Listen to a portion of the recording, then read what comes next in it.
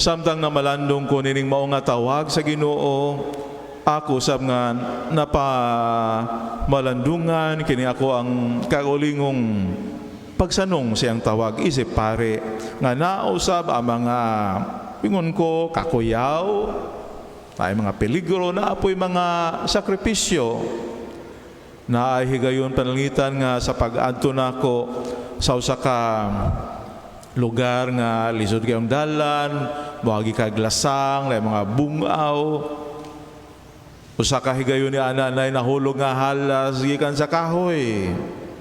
Sa ako yung agi ana nahulog, mga 2 metros gikan ako. Nakahuna-huna ako, palitan kusog-kusog akong lakaw niya, pagkahulog na atol nga sa akong ulo, nasalay ang halas. O niya, makalitan ko, ako siyang anaon, makalitan po ang halas, iya kong paakon, na, unsa dagay, mahitabo. Humagkahulog sa halas sa katubangan ni tanaw lang siya nako. Itanaw po ko niya, pero nangandam ko sa ako ang gitalang sungkod, kay kung magkinaon sa ako siyang hapakon, pero may nalang gani kay pagkataw-taw, di balik na po siya sa kahoy. Laing kakuyaw, kanang panahon sa ting-ulan, nga naay mga baha, kusog nga bulog sa tubig. Usa ka adlaw ni ana, nakakita ko nga taas-taas ang tubig, busa akong ipauna to ako ang kuyog, para ako maklaro asa kutob ang tubig. Kutob siyang hawak sa tunga-tunga sa tubig, sa mga suba. Nakayon ko, kaya ra nako, kaya ra niya. Nisulay kong labang. Pag-abot na ko tunga, nakaambuho nga baling kusuga maday sa bulog. Bisag dako ko, bisag bugat ko, mora man ko matumba. Jadi naman ko makapalik, kaya na naman ko tunga. Ako siyang gitawag, baliki ko, guniti ko, agaka ko, kay hebalo makong matumba ko, maanod ko niya, magligid-ligid tungo sa bulog, sa tuba, ilalong sa tubig, maigog bato, besag unsa kamay mo langoy, awa dyo kay mahimo, pwede kang malumos tungod ni ana.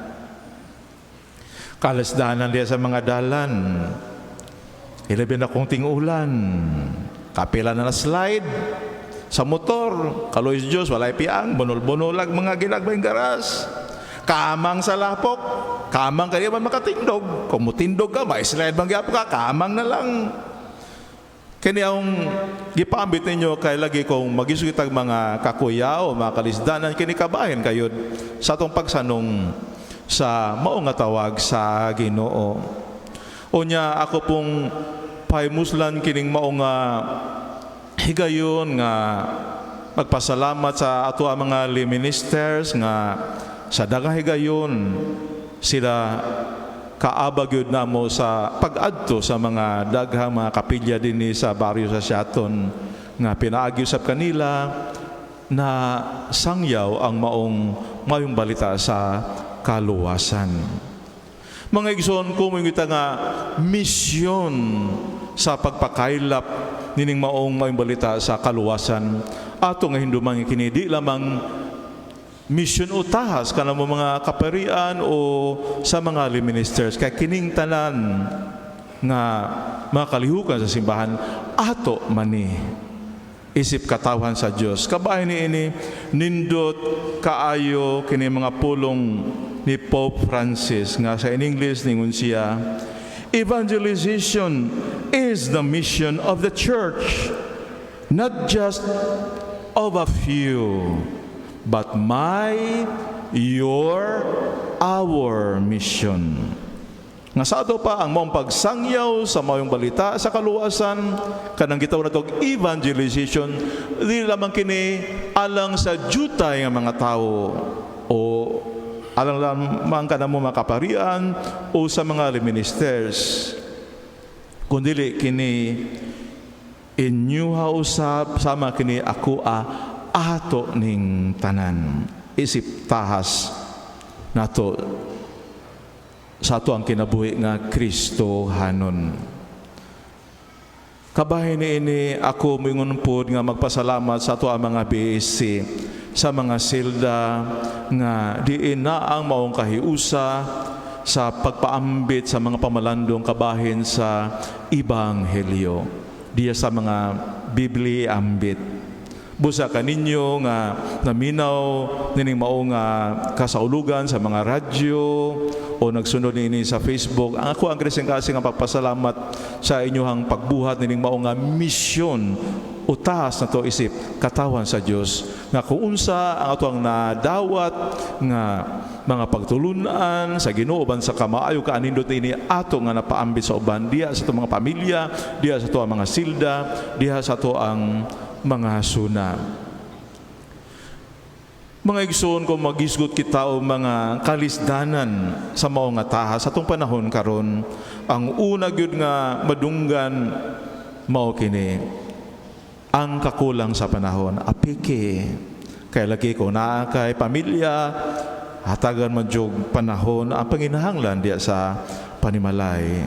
Mao nga naabingon diri di ko makabuhat ani, dili ko makabuhat anak kay lagi apike jud sa panahon, gamay lang jud ang panahon para ni ana. Isip pamalandong kabahay ni ana nindot kayo kining mga pulong ni Madre Teresa of Calcutta. Kini si Madre Teresa namatay ni atong tuig 1997.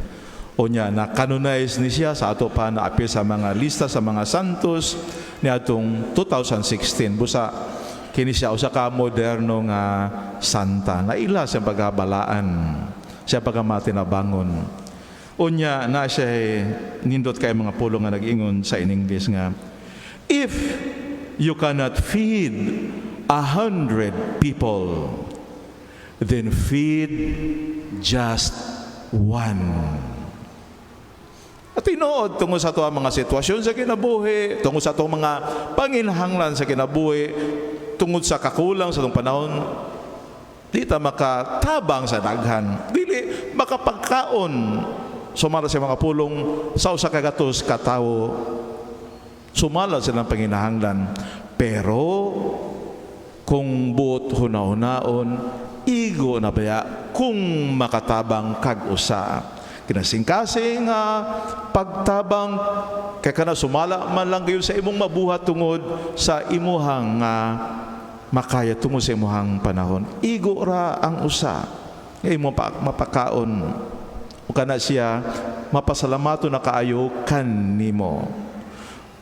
Kung mag-isu kita pagsangal sa mayong balita sa kaluwasan, tingali ang atong unang tutukan, nindot kayo nga ato ang kagulingong panimalay. Nga kung unsa atong nadawat yan sa Ginoo kana una nga mapuya nato diya sa atong tagsa-tagsa ka mga panimalay. Og tungod ini mapasalamaton ko sa mga pamilya nga ni Simba karon dinhi, uban sa ilang mga anak especially kay pinagi ning sa dos nga misa ato nga gidawat kining mayong balita sa kaluwasan sa Ginoo alang kanatong tanan. Unya human sa dos nga misa atong mapaambit sa kauban natos panimalay ug usab mapaambit sa to ang mga silingan ngadto sa to isig ka ingon. Unsa to ang mapaambit? Daghan tag mapaambit pero dinhi sa to ang mga pagbasa karon na mga nindot nga pagtulunan nga angay natong mapuy anong mapaambit sa usag usa. Pananglitan dinhi sa ikaduhang pagbasa nga kinutlo sa sulat ni San Pablo ngadto sa daga Galacia, siya naghisgot nining kalinaw nga bunga sa usa kinabuhi nga nakasinati sa kaluoy o kaluwasan gikan sa Ginoo. Kalinaw nga bunga sa usa nga nabago nga kinabuhi tungod ni ana. Unya dinhi sa unang pagbasa nga kinutlo sa basaw ni propeta Isaías, nagisgot kini sa pagkamapinanggaon sa Ginoo alang kanatong tanan nga ang maong pagkamapinanggaon nindot nga gilarawan ni propeta Isaías pinagi sa pagkamapinanggaon sa usa ka inahan ngadto sa iyang anak. Usa ka inahan nga nagkugo sa usa ka bata. Usa ka inahan nga nagpasuso sa maong bata. Usa ka inahan nga nagugay-ugay o naghadla sa maong bata. Nga naghadla og kalipay sa maong bata. kana ang paglarawan ni Propeta Isaías kung unsa ka mapinanggaw ng Ginoo lang kanato o kinikabahin gayud sa maayong balita sa kaluwasan nga uta atong mapaambit sa uban human kinato masinati dinhi sa tuang kaulingong kinabuhi. Busa mga igsoon, sa kanunay kada adlaw kiniunta ang misyon atong hinduman ato ang pabuhat isip tahas nga nadawat nato gikan sa Ginoo.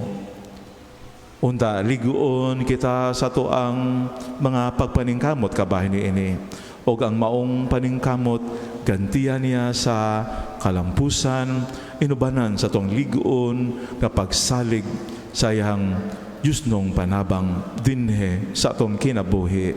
Amen. O karon mga igsoon palihog manindog og isip